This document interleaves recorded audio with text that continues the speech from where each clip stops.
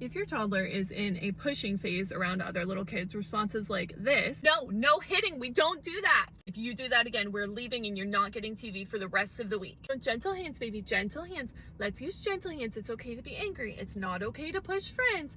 Gentle hands are not actually going to help stop it from happening, but here's what I want you to do instead. 3 steps, very simple and actually going to make a difference. You need to get curious about why your little one is hitting, pushing, etc., because there's always a purpose for their behavior, and understanding that so that you can teach them what else to do is the main thing that's going to shift them from continuing to push, because no amount of punishments, consequences, boundaries, etc.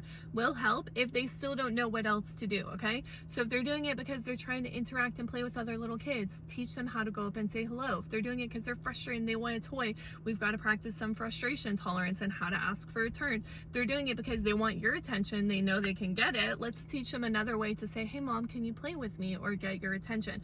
But none of that can happen if we just jump straight into like punishing or trying to shut down the behavior. We have to understand why it's happening so that we can teach them another alternative. You have to practice that, not here in the moment, but in calm time. This is one of the main things I teach in my parenting guides, is spending your time when you're already playing, you're already interacting, you're reading stories at bedtime, you're hanging out with your kid, to build these skills proactively. Talking about, hey, when we're at the library and you want to share a toy, here's how we can do it. Role play, practice with them, make it a silly game. That's how they actually learn and implement these skills in their brain, because they have very little emotional regulation, impulse control, thinking skills when they're like 5 and under. Sometimes if they're just having a hard time, yeah, you're gonna have to get up and leave the library, leave the restaurant, leave the play date, whatever. Set that boundary, because we don't want our kid just like continually pushing and shoving and being mean to another little kid. But just know that that's how you handle in the moment, but it's not going to fix the behavior long term. Teaching that new skill is what's actually going to shift things for you,